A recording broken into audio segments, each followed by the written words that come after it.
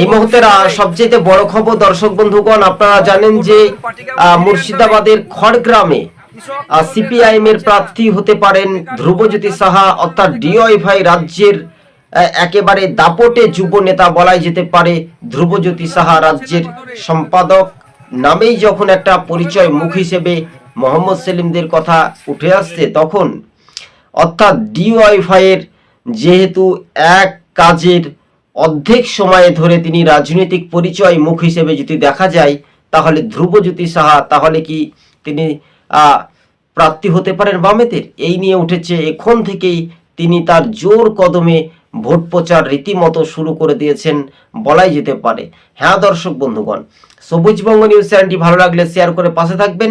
আপনাদেরকে আরও একবার জানিয়ে রাখি, ফের খড়গ্রামে সিপিআইএম এর প্রার্থী হতে পারেন ধ্রুবজ্যোতি সাহা, এমনটাই সম্ভবত সূত্র মারফত খবর।